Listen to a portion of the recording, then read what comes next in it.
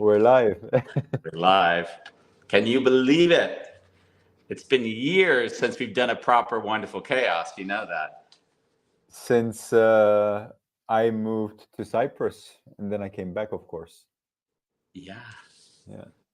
Yeah. It's been it feels for me, I've been listening to some old episodes and it's really quite spectacular to go back and kind of rekindle some of the experiences. So um, I would like to introduce us into this show. So let's do that because that's how we normally introduce our shows. So why don't we just do what we always do? Absolutely. So, yeah. so today we're dealing with digging into the subconscious on A wonderful chaos.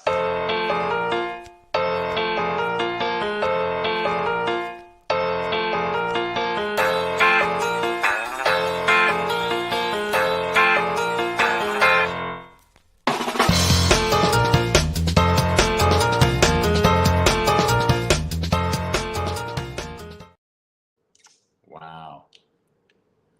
To see I the was at, band. I actually forgot the music. I was actually expecting Cass Midgley to his voice. He did a voice thing, right? Exactly. Yeah. Yeah, it's everything feels differently now that Cass is no longer with us, you know. Yeah. For people who aren't already in the know, Cass Midgley, who was our audio engineer and editor for all of our podcasts, he ended his life, I guess, about 3 weeks now, 3 weeks ago. 3 weeks. Yeah. And he was such a big part of the show. And in a way, he inspired so much of the show that the fact that he's gone is really, it feels very different now that he's not there. I mean, if anyone watches those shows, they hear us talk to him a lot during the programs. Cast, you're not going to like this. He gave us all these rules that we had to follow, right? Do you remember his big rule to us? No. He called it inside baseball. He said, don't talk about anything on air that other people won't understand because it's between you and Bambos. And in the beginning, we did that a lot. Yeah, that really agitated. It's like, you can't do that, Andy. This is not a show where you and Bambos get to just enjoy yourself. You need to be conscious other people are also listening. Yeah. Yeah. Yeah.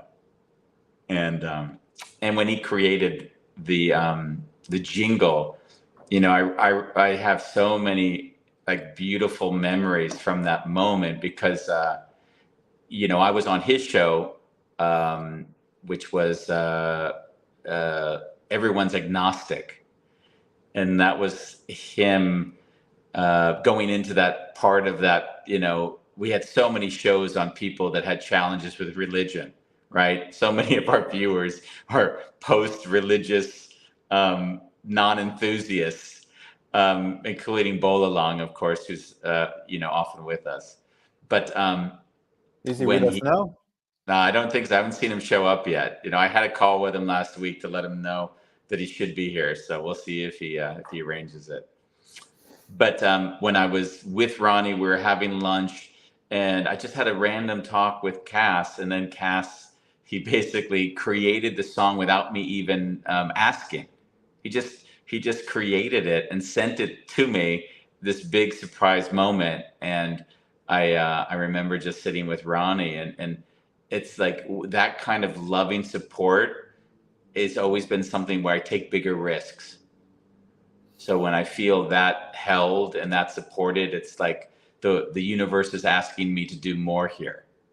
So I do feel like he was very much a part of that journey, and it's sad not to have him there anymore. Yeah.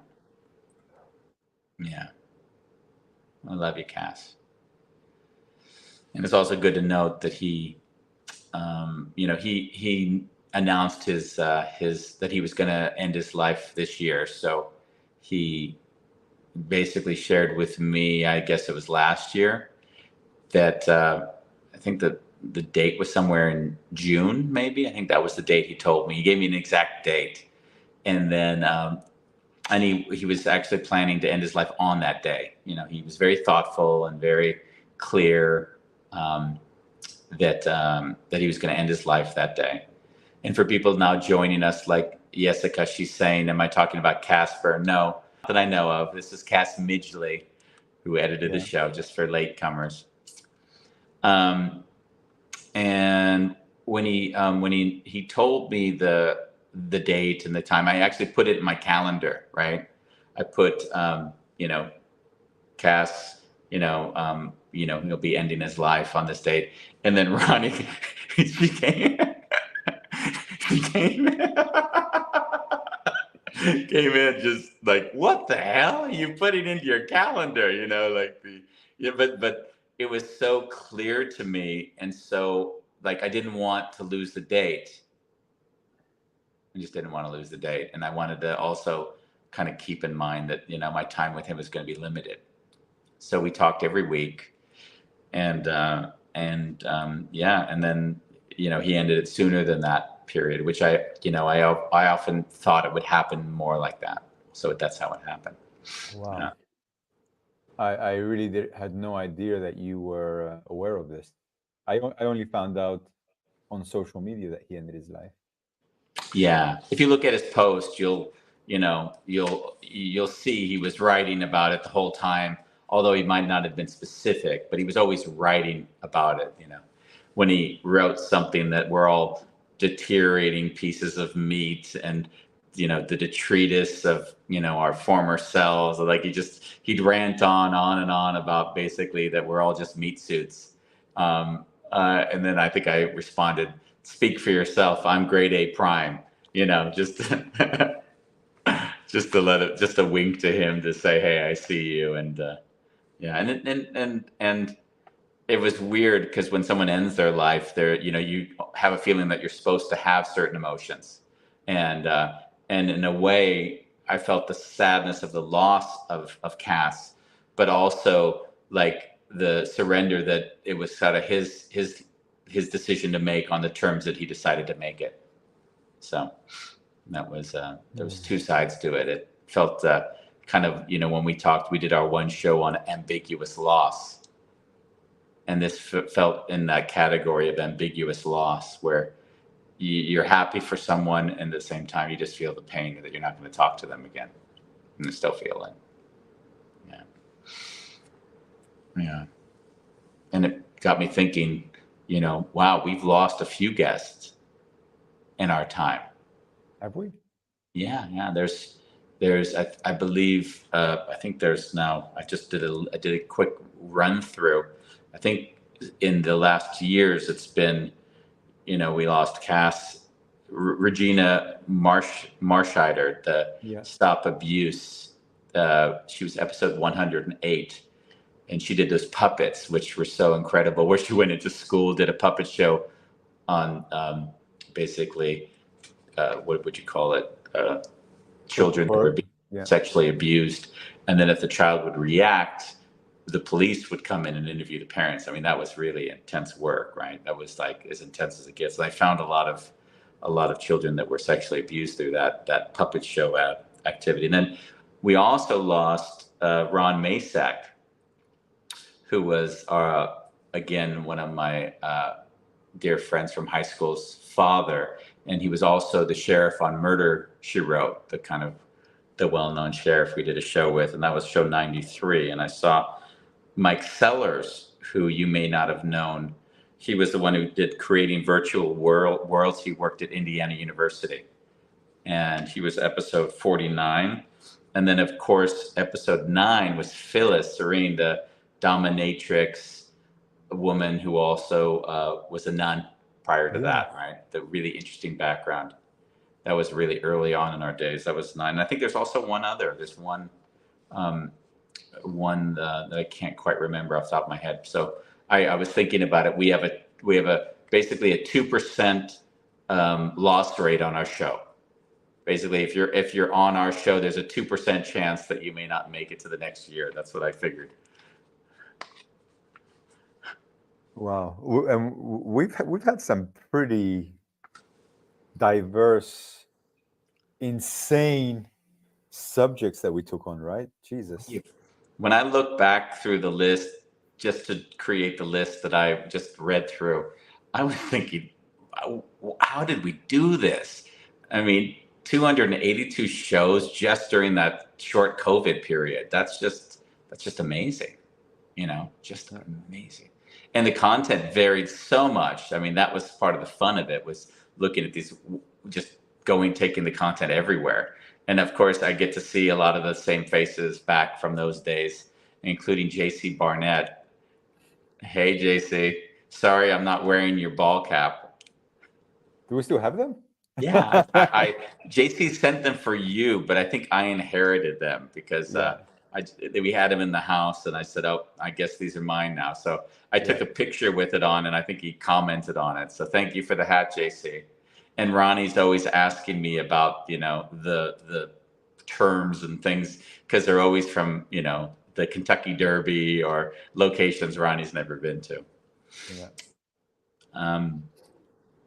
So have you? I'm wondering for you. I had a lot of things come up for me, and coming back to the show and reflecting, and I'm wondering what came up for you in that process. It's so funny because I really needed to understand what we were going to talk about. So I put subconscious definition as on ChatGPT, and then I asked it to explain it to me as if I was a 5-year-old, and it actually talked about our subconscious, and that kind of blew me away. That like even ChatGPT talking about it as if it has a subconscious. Oh yeah. Yeah. Yeah, you and I didn't compare notes, but I had another question, and mine was, I can't say I have a good distinction between subconscious and unconscious. And so I went to ChatGPT this morning, and I said, okay, let's just have this at hand. So if the subject comes up, at least I can access it, and then we can discuss about that as well, which has just made me laugh. So yes, I see we're preparing better. We never prepare for any of the other shows. I didn't say that I prepared. I just what you don't want to be caught with my pants down again. One thing I did over the last period was just look or listen to some of the shows. And the humorous thing for me in listening to them was like, I just sat there and thought, damn, I talk a lot. And damn, it's exhausting even to listen to myself talk. That's what I thought. Oh, that's so funny. Yeah.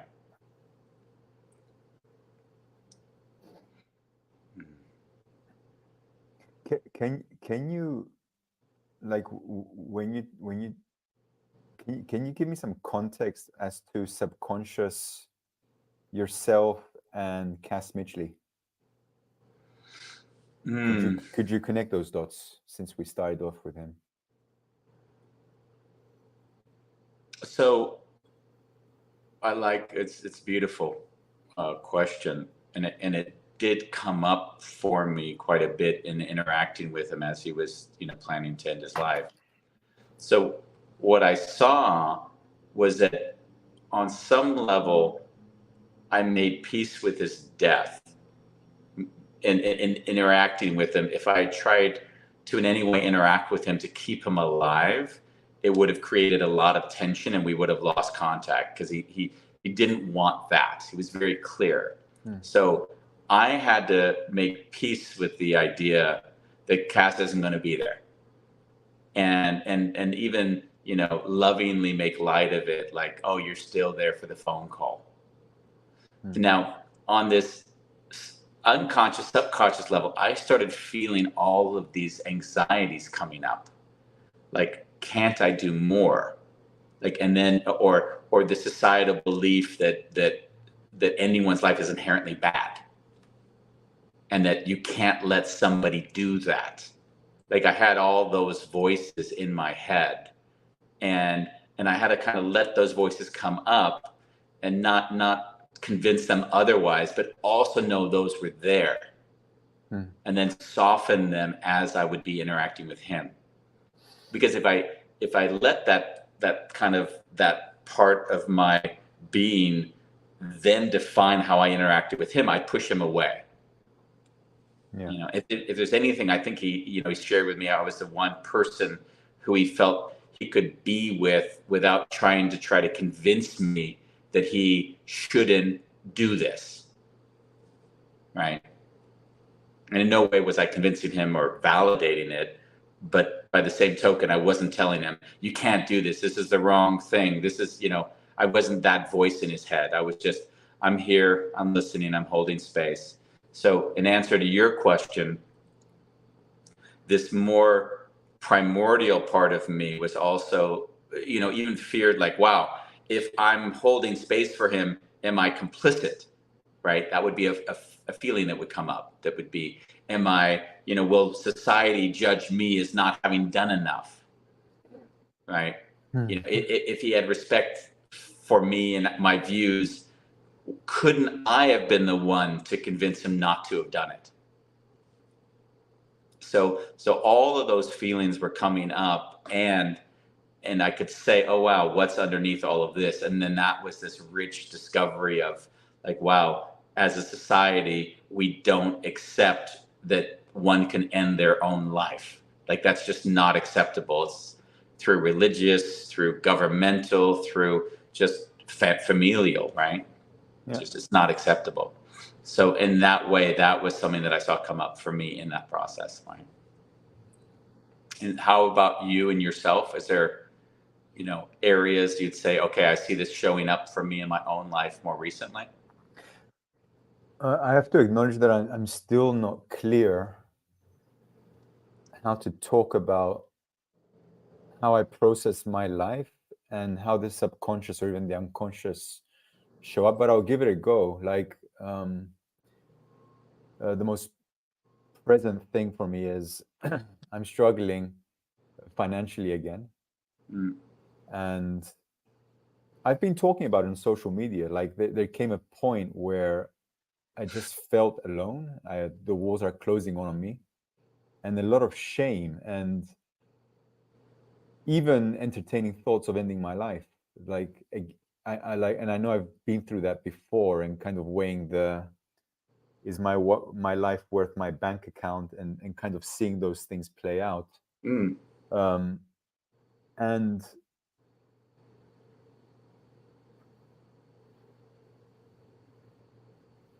by writing a post and just sharing where I'm at, as opposed to waiting for myself to have some kind of success in order to be able to show up in the world, to just show up as I am. And like, so I'm not sure if subconsciously I'm also, by showing up in that way and pushing the post button, which really made me cringe, especially when I saw the first comments, like, oh fuck, what am I inviting into my life? And like feeling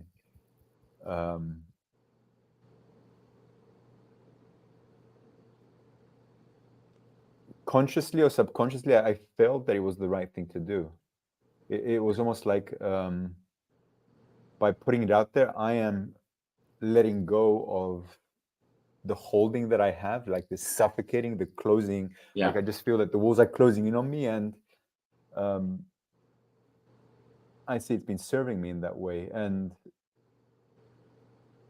I was also hoping, and I don't know if this was also subconscious, that by putting myself out there in this way, as opposed to keep promoting myself and grinding and like, hey, look at my offerings, look at my offerings. Hey guys, in all honesty, these are the offerings, but I'm really fucking stuck here and I don't know what I'm doing. And by doing that, I saw that I've had 3 phone calls today from people. I've had someone offer me a guerrilla marketing workshop as a gift. I've had people sending me meditations that really work for them to calm the mind down. Like, so I might not be abundantly in my bank account, but I saw by sharing the I don't even like the word authentic, but just sharing the authenticity of what's going on with me without hiding, there's been a lot of support in ways that I couldn't have imagined. And Yeah. also a lot of I see you, a lot of um, I know your experience matches my experience, so it also just doesn't feel alone anymore. Yeah. Yeah. There was something we had to talk about that, I don't know, about maybe 2 weeks ago, and you did share something with me then, which for me is the thing that I begin to sort of delve into the subconscious of myself realm. And I was wondering if you were comfortable sharing that, and then, and then, and I don't even know if you remember what that was. I don't remember, but what does it entail? You know, it's always so funny. It's almost like I don't want to go into the details of things you might not want to talk about, but it's not so bad. I mean, we've talked about far deeper, more intimate things. Let's get that clear. But in some ways, we're coming back to this show, and I'm like, let's go gingerly into how far you want to like make yourself vulnerable on. Well, let's put it this way: we didn't prepare anything, and in general, I do use social media in a way to release and get clear and connect. So I wouldn't see this any different. Okay, so then, The only subject that will be off the table is my relationship with Anna, yeah, because I know clear. that we've spoken extensively with that, and I know that she wouldn't appreciate that Yeah. conversation. And the same is true in return with Ronnie. So, um, so the discussion. You can drag yourselves in the mud, but don't bring us with you. Yeah, exactly.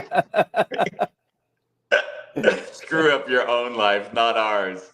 Um, so when we spoke about this, how I've often seen how I navigate this subconscious realm, there's I've found that there's always a little bit of the knocking in my head, like a silent kind of something doesn't feel quite right. Something doesn't feel quite right, and it's really easy to jump over that noise. Like, oh, just get busy again, or just get active, and it's so easy to do that. That's the slowing down process is where I've seen that it's like you zero in on the most comfortable thing, and then you expand that uncomfortable thing out, and then you get details and nuances, and you begin to see yourself in different ways. Mhm. And when you said something specifically to me in our kind of one of our last conversations, it was like a big aha moment.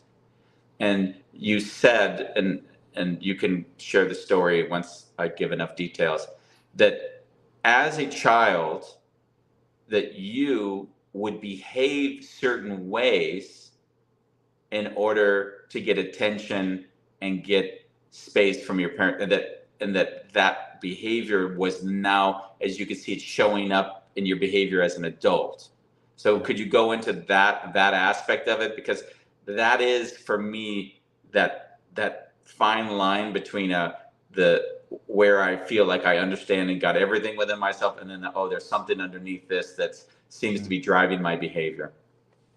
Yeah. I remember the context of that discovery was um, I think a month prior to the conversation, I had been sharing online again about my struggles, and I just saw that there was nothing I could actually write or express that was actually supporting me in that moment. And in that context, I felt stopping everything that I was doing and just having a more introverted internal journey. And I and when we spoke, I also shared why I can't connect those dots anymore, Andy. Yeah, Maybe what you shared, if I can articulate it, yeah. is you said to me, Andy, when I was a kid, like what would happen would be that you would be in some way abused by physically or emotionally abused. Yeah. And what would happen is you'd go back in to becoming like this little regressed child state, because in that state, that would be the only state where your parents would give you love and affection. Yeah. And through my life, I saw it, if ever I was having a challenge, emotionally shutting down was really my go-to for a very long time until I met you, because it was really a way for me to get what I wanted, receive love, and so on. But I still don't remember where this story connects to my recent experiences. Oh, I I don't know haven't. if it's the recent experiences. Okay. It may have been, because in that instance of when you shared the story with me, you were talking about, Andy, by putting myself into the realm with social media, and actually being that vulnerable, that in a weird way, at that moment you said, I'm seeing a pattern in myself of, I do that in order to receive the affection, like when I was not receiving the affection from my family. Hmm. That was the at least the story at that moment, and that's how I remembered it. Yeah. And I found that, and stories can change over time, and I don't want to validate and say, oh, this is true. It doesn't really matter in my way of navigating the world. It may be true for a moment, and then not at another moment, and then come back again. And since Yeah. this this this this episode is about that subconscious realm, that was a little bit of like, that's an instance where there's a behavior that's happening. I take it for granted, and now what's underneath this, and then that rabbit hole can kind of go as deep as you want to take it. Yeah. And I found that the more one can hold space for it, the deeper it goes. Hmm. And yeah. Yeah. And I closed my eyes because I remember during that period, I removed the social media from my phone. Mm-hmm. There was also an aspect of seeing all these people talking about their successes and their achievements, and LinkedIn is really a lot about that I really had to like put that away, because I unfollowed everybody. Like, I just don't follow anybody on Instagram anymore. Yeah. So social media right now for me is a tool where I go on, I post, and I remove myself, so I don't even use it to uh, To uh, connect. connect. Well, I wouldn't say connect, but just to if I'm feeling a pain, I want to, like, a coping mechanism. Like, Yeah. I just don't do that anymore. Yeah, it's beautiful. I actually took all social media off of my home screen. Nice. So it's in like a folder that's on the third page of my phone. So if I ever want to go there, I kind of have to scroll to that page, press the folder button, and then press the, and what I saw, which is very funny, was that if it's not there, I don't even, I forget it. Like, it just doesn't become part of the pattern. Like, I started seeing my habituated patterning is, if it's there, it's so easy to press. But if I have to slide and go to it, I'll go to it once a day, just to Well, check in. well, try deleting it, because every time you want to upload it again, then it asks you, "Is this you?" You have to log in. So the effort that you make for that better be a good Yes, intention. I can imagine. I've actually, I mean, I enjoy it to see whose birthday it is, because I like to call people on their birthdays if I have time and energy and checking in. So it's sort of become a really great calendar as well Yeah, from that. ditto. Going back to the subconscious, but before we do that, we see Bolalang has just arrived.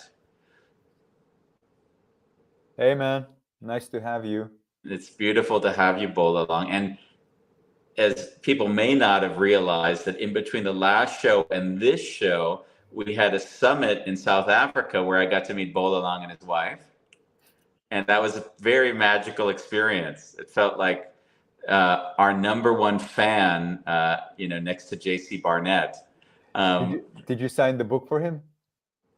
I don't know. Did I sign the book? Oh, I've mailed 2 books to him that cost an absurd amount of money and they always get lost. So like I've given up. Like I've sent him $60, $70 in books he hasn't received. So whatever's going on in the post in South Africa, it isn't good. But yeah, so it was really nice to see Bolalong, who I always say to him, like when people ask me about our show, I always will say like we're Oprah Winfrey to like 10 people, and Bolalong has certainly been one of those 10. You know, um, I thought it'd be nice to the subconscious show was exciting for me because I had my own stuff come up at the end of last year, and I thought it would be really nice to share that and how I navigated it. So when the new book, the Connection Playbook, um, there it is in the flesh, the Connection Playbook.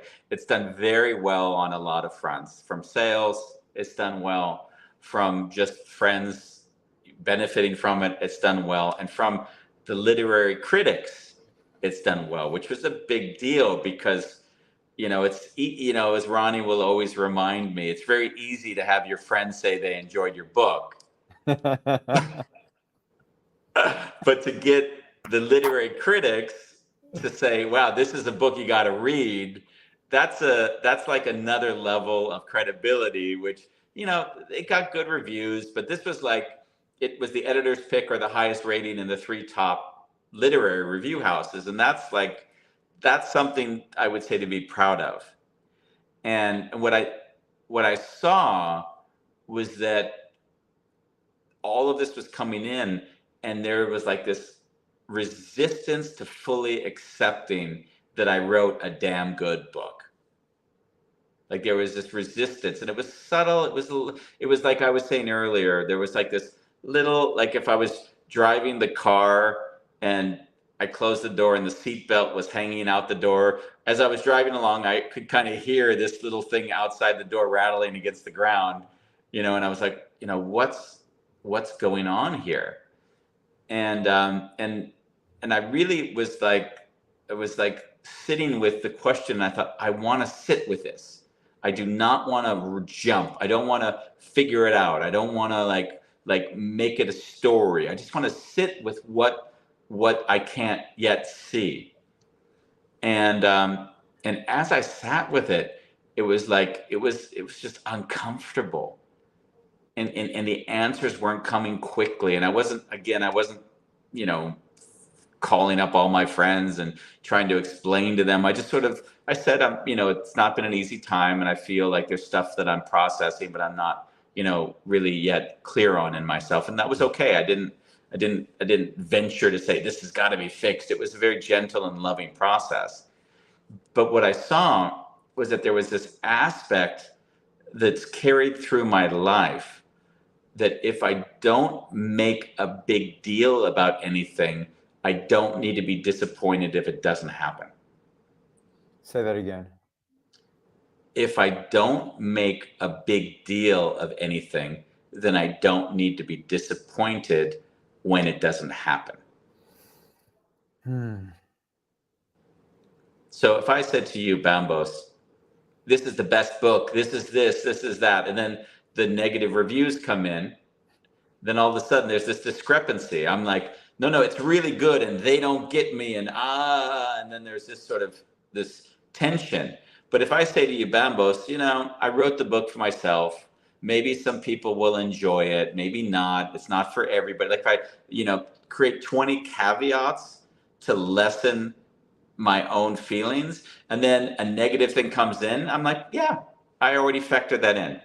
Yeah, that's fine. But what happens when you've already said, hey, I write it for myself, and it's just and then all of a sudden you get really positive reviews.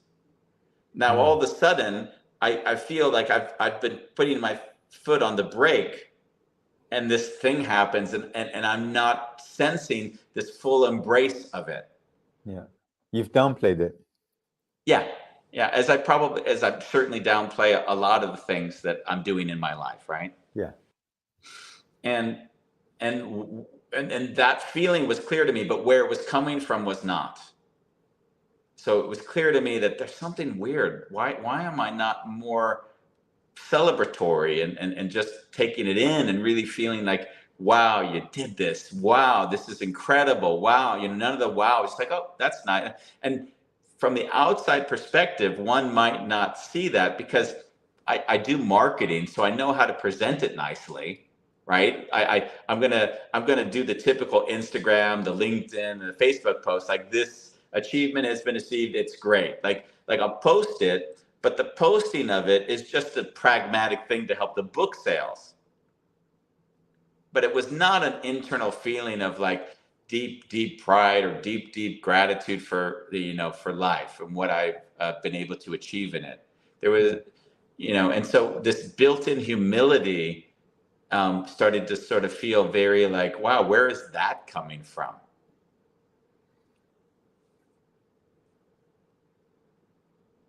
And that was the journey of last year for me, the end of last year.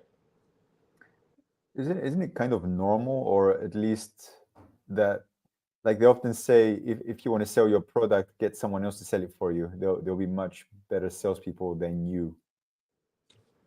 I mean, that clearly is also true, but still underneath it would still be the feeling of why specifically to me am I not able to take that in? That was the question I sat with.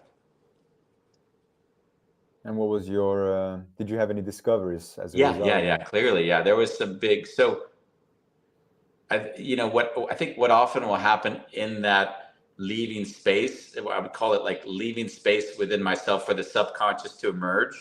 Like there's more images that pop up, or a thought, or an idea.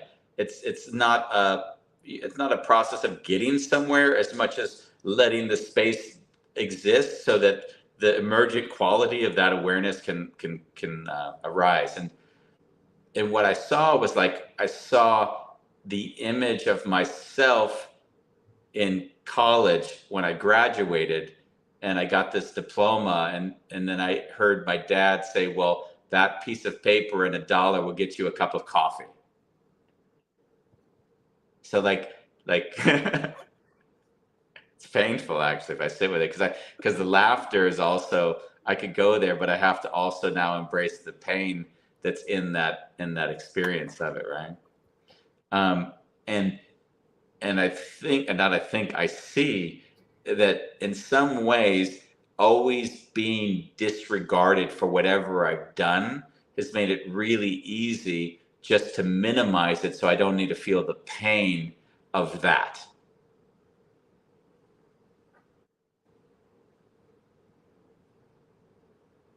But your subconscious comes up and says, "Hey, can you feel this? Can you feel this? Yeah. Huh? Yeah.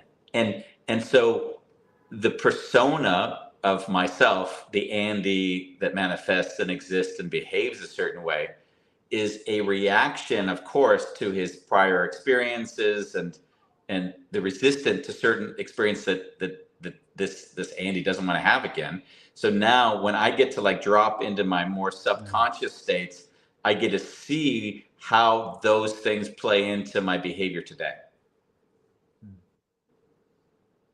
And that's where I really like to dance. Because there's like a pre-programmed Andy or Bambos, and then there's what's the hardwired system underneath this? What's the system that's so ingrained I don't even know it's ingrained? I take it for granted. And that's not necessarily an easy space to make space for. Yeah. It isn't necessarily easy, right?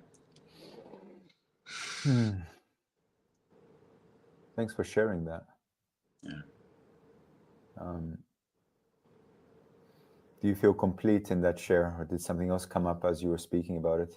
I mean, that's kind of it. I always like to kind of share and then reflect back to you and see what comes up for you in those moments. Yeah. Well, as you spoke, I mean, I broke down end of 2023. I really like I had 2 months of zero acquisitions, and we also had a call back then, and it's almost like life had no taste. And it was also that time when I said to you, I'm getting up in the morning, I'm doing my cold dips, I'm working out, and it just it everything just feels pointless at this point. Like there's nothing that I'm doing which I've always done that is able to support me right now or give me energy or just give me some kind of hope that everything's going to be okay. Yeah. And during that time I also stopped with the cold emailing. Like I was so mentally exhausted from sending 50 to 100 mails a day, checking the next morning and just having like about 5 replies saying, sorry, we have a photographer. Sorry, we have a photographer. No, we don't need this kind of service. Yeah. It was just disheartening. So it was really scary because I just stopped doing that. And I'm like, wow, if I stop trying, then what happens to me? Like, and that was really scary. And in a way, I can't say that I felt the spaciousness to feel what I need to feel because I don't really have the financial luxury to just surrender to letting my life fall apart in that way. But I could actually see that I experienced the point of like I can let go right now. Like I'm going for a swim in the eye in the winter, and how far out can I swim? And if there's wind, Mm. to what degree am I swimming against the wind? And how far do I just want to give up? Yeah. And I also think that those morning rituals actually saved my life, even in the moment I didn't see it. Because I shared with you also, there was this podcast where this scientist talked about when you do things you don't like on a daily basis, it increases your will to live. And I really think if I didn't have that, I would probably have um, given up. Yeah. Yeah. Your very regimented way of living is often like is foreign to people who don't live with the discipline that you have to wake up at what time do you wake up every morning? 3:30. So think about that. 3:30 in the morning you wake up, you do your exercises, you jog, half naked in Amsterdam to a little freezing cold lake that you jump into, and then you jog wet back. I mean that level of like discipline and discomfort is so foreign to people. It's just so foreign. Yeah. So explaining that it's not, it's understandable if you look at it in context of what you just shared. Yeah. Well, I always had the philosophy that the more stress I have in life to deal with, the more intense the morning ritual needs to be, so that if I can handle the morning ritual, the extremity of it, then I can handle whatever life is putting on my plate. Yeah. But I kind of live my life always like I don't recognize life without that stress. I had Yeah. the 2 years in Cyprus where I have to say I was more relaxed because I was part of. I felt more part of a community. There's family. There's this network of um, unconditional love, give and receive kind of energy. But also that's where I'm from, and yeah, so I can't say that I've never experienced it. But in Cyprus, there were other things playing on my Yeah. plate. But yeah, Yeah. I've found specifically to that subject of the space and how it impacts me. Now that Ronnie is centered in New York, and I'll see her in New York, I see that the stimulus around me will very much define just this general state of feeling inside of myself. mm.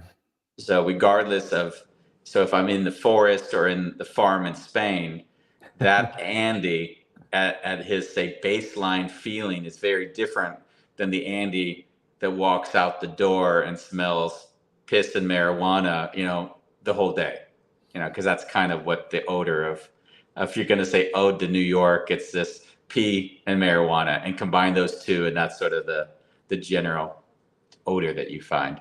But so I can understand that, even that also the family, and also the background, and also the cultural familiarity that you have there, that's going to be different. But I can imagine just being in nature, or being more in nature, is going to have a big impact on your overall state. Yeah. Yeah. And Like, we were quite lucky. We lived on a farm in Cyprus, yeah. and like stepping out of the house and just being naked, actually, with the morning sunrise, and just having this clear view. You can almost see the sea at the end of the horizon, and then you look to that side. There's like hills and mountains. Like, it's a pretty basic way of living. Yeah. But and I never thought I was a nature person. When people ask me, "Hey, Yeah. you want to go for a walk to Yeah. the forest in Amsterdam?" I'm like, "No." It gives me zero joy. Oh, wow. Yeah, And I know if I don't watch like that sunrise and sunset, then there's a way in which I feel like there's this magical moment of each day that I missed. yeah, So yeah, I feel very much connected to that. I see, by the way, that we have Bolalong having written something to us, and I'm not exactly sure what he means by that, but he says it's like showing stress, that there are more stressful situations than at Bambos. can you reiterate Bulalang? Yeah, can you state that another way for us, Bolalong? Yeah. Um, some other kind of segueing off that a little bit is, it's good to share that there's things going on still in our lives, right? Outside of just me doing my coaching and mentoring, and you doing the photography. And one of those things is the introduction of what do we have a name for that right now? The connection playbook experience. Yes, the connection playbook experience. Yeah, Yeah, that's going to be, for me, a really fun way to turn the book into an experience. And anyone who's seen the connection playbook knows it's broken into the chapters that all have exercises, and it's done in a way in order so that people can have interaction with the book.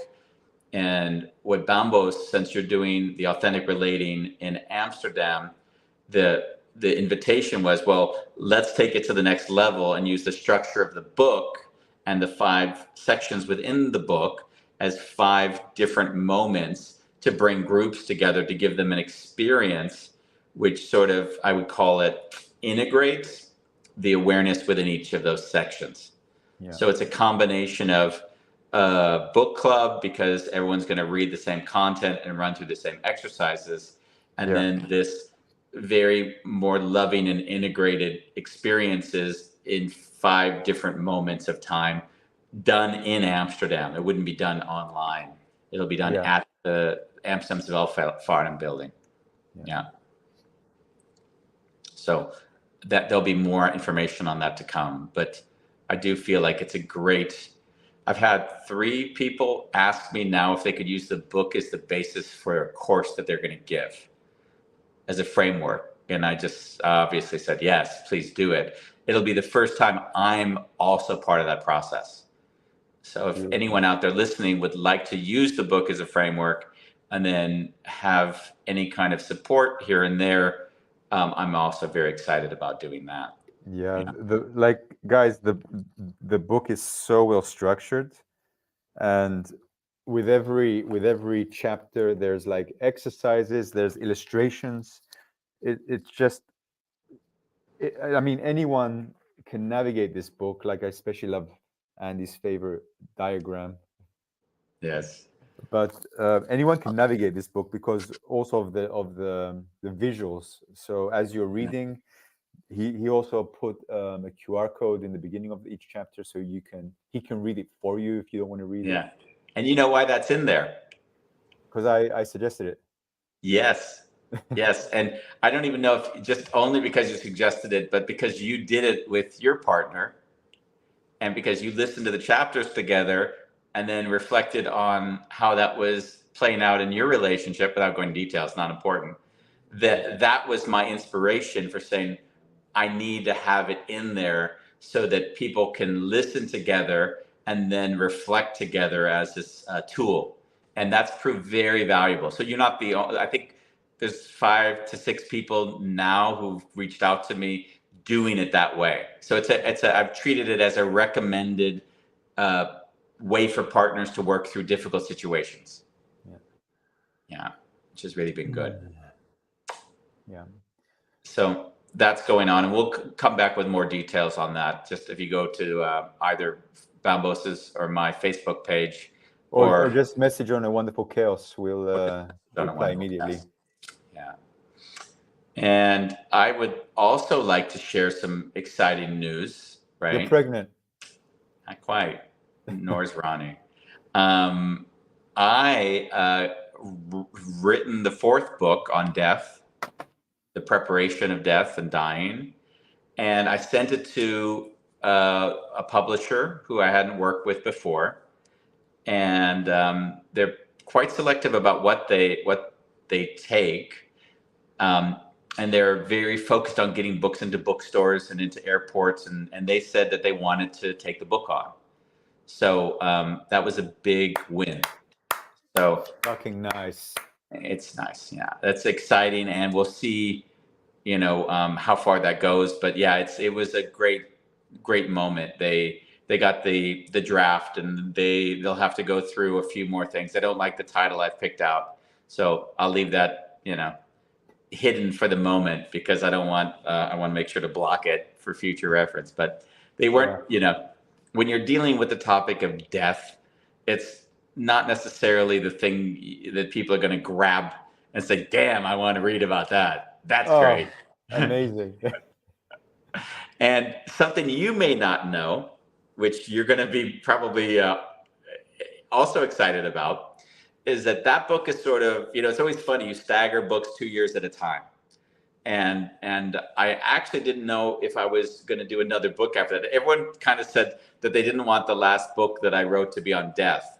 And I thought, because for some reason it became this prim. Do you remember when I was writing it, and you and Ronnie would always say things like, I love you and I care about you? It was like just writing about the subject. You're like, I felt like both of you were like, does Andy have some premonition or something? Is there something going on? Yeah, but you were also making comments. Like, Was I? Oh, you were saying things like, "Oh, I'm just ready to die." Yeah. At least that was the space you were in back then. Well, I'd say I'm still in that space, but maybe the way I said it wasn't lovingly ready to die. Not like I want to die. That would be a different statement. But the ready to die is a different state of being. I guess that would be the qualification or the difference in the. If I said I want to die, then I think I could understand it being a very different thing. But yeah. There's something about your books. I know you were going to share something right now, but something that really comes up for me is this book. I always want to read it whenever I'm facing challenges in connection with my relationship. Yeah. And I notice if I'm not having those challenges, I don't want to pick it up. Yeah. And so a few friends of mine are reading it at the moment, and also one person that I'm having a coaching, and they tend to have that same experience. It's really it's almost like the book that you want to have as an emergency. Like when I'm triggered, and like boof, they go in. Yeah, that's the funny thing with that book. It's like with the last letter and the wounded healer, they're narrations. It's like reading a nonfiction novel, or reading a fiction novel, sorry, that you just enjoy. And this one, it actually is a purpose for people that aren't feeling connection with themselves and then with others. So you're right. I don't want to suggest it to everybody, because if you're saying, hey, I got the best relationship, and then you read the book, you're just like, of course I know all this stuff. That's why I got a good relationship, that thing. But and another thing I wanted to share, added to this next thing, is I've already started writing the now 5th book. and that is with Christopher Akana, who's he's the individual who did the interview of me in the Connection Playbook. So we decided as of a week or so ago that we were going to write a book together specifically on triggers.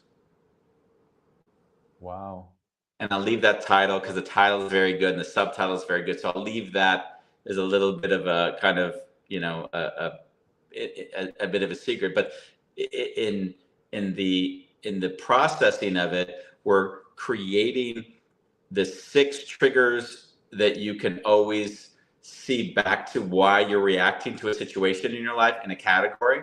So very deep categorical understanding of what's triggering an individual in their lives and what's it's associated with. And then from there, there's going to be assessments that are in the book itself that help people figure out which of those triggers are applicable to them to a greater or lesser degree. And then even nicer is, what is the implication if you're interacting with other people with different triggers? Do you know what I just saw? What was that? I saw a website where people like, what's your trigger? They click on it and then it pops up another question. It almost like guides them to their insight. Yeah, there'll be some of that for sure, because the way Christopher works and the reason why the balance between Christopher and I is so beautiful is that he's a cognitive scientist, right? And I'm just a living, experiential grower of wisdom, right? Insight. And the fact that both of us come from such different angles on the same subject matter make it really exciting, because I'm articulating it from the experience of it, and he's articulating it from all the science and understanding that backs everything up and makes it make sense on a more logical and intellectual level. So that balance between the two of us is really going to be fun. I mean, I love it. Yeah. And it's just, and we like being together and we learn from one another. So that's also really brilliant. And we have something from Frank Zylstra, who says, I love the book. However, my biggest challenge with the Connection Playbook is to apply it in my daily connections. Yep. That's the hard thing with writing, is that, you can articulate a message and give the exercises, but anchoring behaviors for the future is really a challenge for everybody. Yeah. And that's it goes. that's why the workshop, the experience. Yeah. I love it. We're upselling now. And Frank, for the low price, $59.99, you too can join the workshop. It's true, though. And then we'll upsell you once we have you in the hook. Yes. You need this, Frank. You need this. You need this. You need this. The one thing, and I'm also interacting with Frank on occasion, so it's also good to share, Frank, as you're listening, as anyone would be listening, that this subject matter of the show, of this conscious and subconscious, like a lot of times when I'll be working with Frank or with everyone, I'll be playing with that subconscious, like, where is this like driving your behavior, right? Where is this coming from? What age do you remember that was how you used to behave, right? And what do you see, and how is that showing up today? And hopefully not going too much into psychoanalysis, because it's not about that. It's about a deep awareness of what makes certain behaviors, show up in oneself.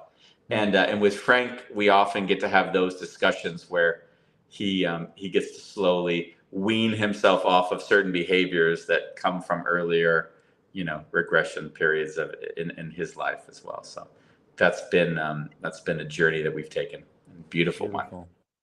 Yeah. Yes, we are coming up to the end of our hour. How was it for you, Bambos? I don't know, Andy. Like, I can't say that I fully enjoyed it. Oh, really? But do you like? Am I allowed to say this on live? Obviously, yeah. I missed the deep dive.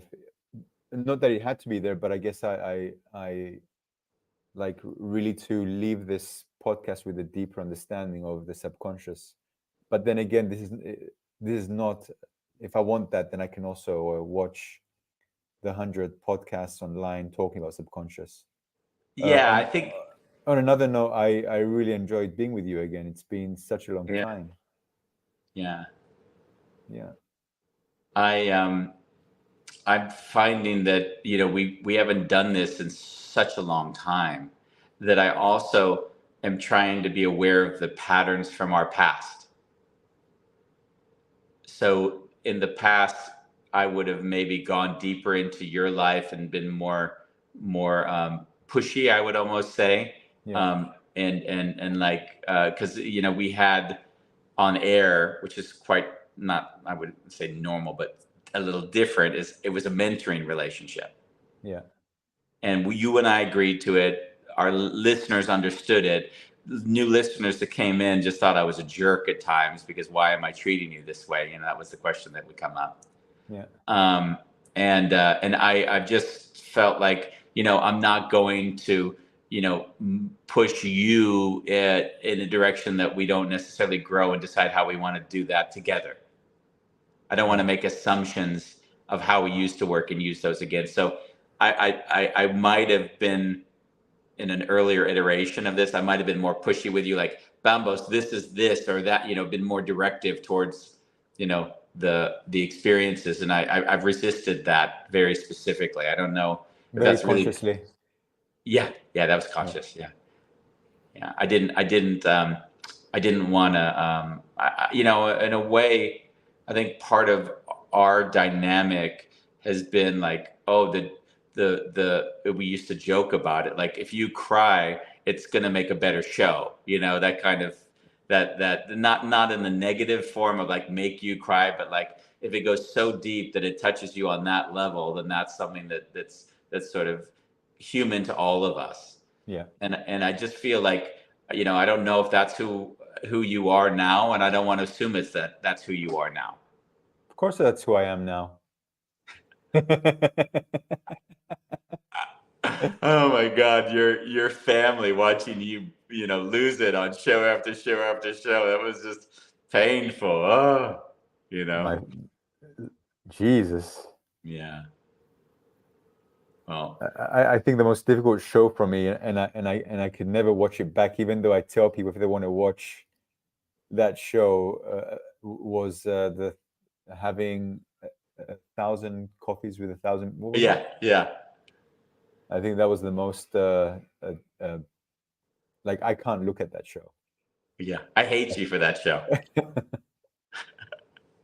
I think that's one of our most viewed shows for all the wrong reasons. Oh, fuck. It's one of our, I think it was like 150 views on the YouTube. I don't know how many listeners on that one, but I mean there were so many caveats because even Cass Midgley, when he edited those audios, he would edit them and put context back to them so that people could kind of understand better what was really the dynamic in that moment. Yeah. And just to go back to that, just to Mm. reinforce at least that in a way, I think the greatest gift a person can be to a person is to stand strong when they're deluding themselves. And like a drug addict, if a drug addict's got a drug problem and they're convincing you they don't have a drug problem, then like being a hard wall to that isn't easy. It's not fun. It doesn't feel good, but it also is the most loving act that one can do. But if someone's sitting on the outside, it doesn't look good. So that was a little bit of how that went down.